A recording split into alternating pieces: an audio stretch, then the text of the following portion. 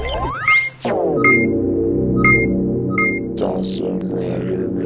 YouTube, Dawson Rider here with a review of S.H.Figuarts Blue Buster from Tokumei Sentai Go-busters. Without, blubbering on or something, I don't know why I said blubbering, let's go ahead and take a look at the packaging. As with the previous two Buster figures, we've got this really cool looking packaging here. The blue on this is really beautiful. I feel like such a nerd going on about how cool the packaging is. But it does look really nice, the blue. I love the picture here on the front. I love this visor effect. As I said in Yellow Busters, it would be kind of nice if they had incorporated his particular visor into the packaging, even though I know this is like the Go-busters default logo. It's just kind of cool. But other than that, it's still a really cool design choice. And the blue just looks really nice. It's like this dark, cool blue, which is nice as opposed to Yellow Busters mustard yellow. You got the name here on the side, obviously. This continues over. Over here, you got his name, cool picture of Ryuji. On the back, show stuff you can do with him, Busters, Ready, Go, Simple Style, Heroic Action, all that jazz. So, very cool box. I know it doesn't matter to everybody, but I like some of the choices they've made since we've come such a long way since the old black and white gray style figure art boxes. Accessories-wise, he's pretty basic. He's basically Red Buster. You got the various hands. You got the closed ones, which are on him, which I just left him in a sort of fighting pose.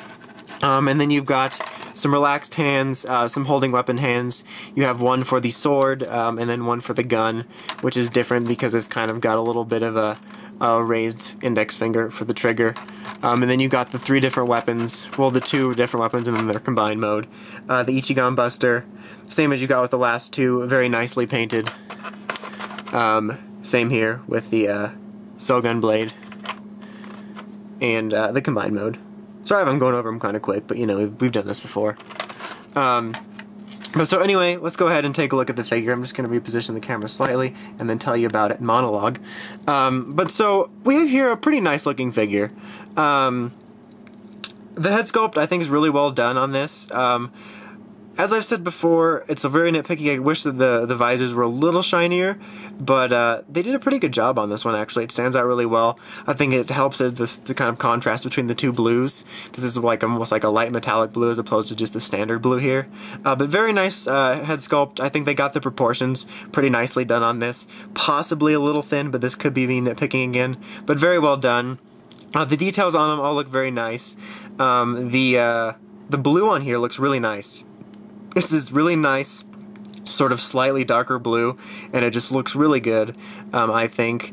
And they got all the details on there nice, not too much to say. It sort of speaks for itself. As I've said in the previous Buster reviews, the Go-busters leather style as opposed to spandex, sort of lends itself better to figure arts because you don't get so many noticeable breaks and weird figure-y things. But overall, as you can see, very nicely done. I'll just kind of let it speak for itself instead of being like, hey, look at its legs. So very nice. Articulation-wise, basically the same. This is the same mold as Red Buster. You got a nice 360 ball joint here, swiveling, double elbow joint, swiveling at the fist, 360 leg joint here, swiveling at the leg as well, double knee joint, swiveling, and a nice ball joint all around on his foot. You got the toe action joint here, swiveling at its waist and chest, and then you got the neck and head articulation for some great all-around movements. Very well done. Articulation-wise, as usual with this, it's pretty standard in figure arts to have nice articulation. No loose joints, which is great. I actually can't think of a Sentai figure art I have that has loose joints, which is pretty nice. There's a chance I'm blanking on it, but I can't really think of one. As far as little nitpicks go, the only thing I really have is the shoulder joints. Like I said in Yellow Busters and Red Busters, I'm not as much of a fan of this design of shoulders. I prefer the Gokaiger and Jetman shoulders, but as I said, I hate to be like a repeat business here, but I do understand they have to come up with different molds based on the different suits and how they work. I do have to say though, I do prefer this joint in comparison to the Dekaranger Shinkenger one where you have that weird shoulder like plate that you have to constantly mess with, because at least with this one, if I get it looking odd, it's a fairly easy fix, and see, that looks pretty normal now, as opposed to the Dekaranger and Shinkenger ones, where I have to mess with the little plate and pull it out, and it's just more of a hassle. So I think this is, excuse me, my mouth got dry, so this is more of a good balance, or sorry, not a good balance, it's kind of in between the good and the bad, so I'm not quite as mad at it as I was like in Red Buster, but still wish we got a better shoulder joint.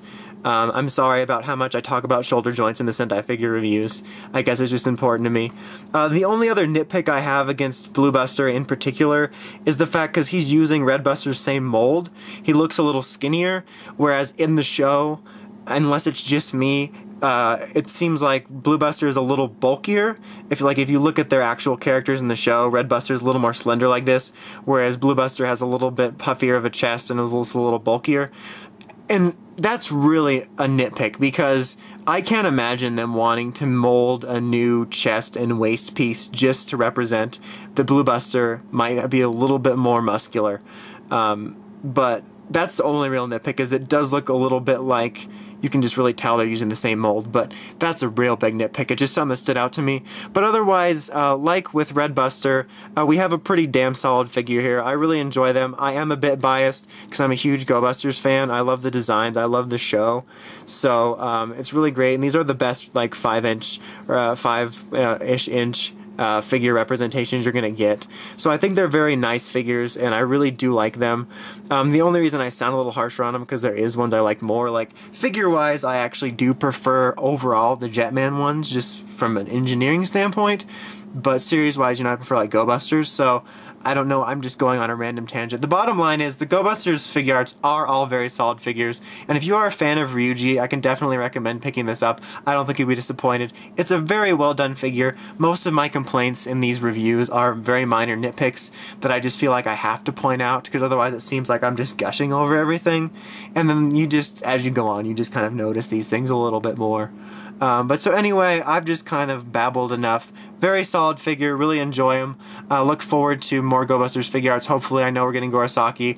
I hope we get Beat Buster, Stag Buster, and a J, and that awesome Dark Red Buster soon. That would be great if we got some of those. So anyway, enough rambling again for the third time. I'm going to let you guys go. Until next time, make sure you check out the Toku podcast that brings you Toku news in the craziest way possible at writersrangersrambles.com. Until next time, this is Awesome Writer, signing out.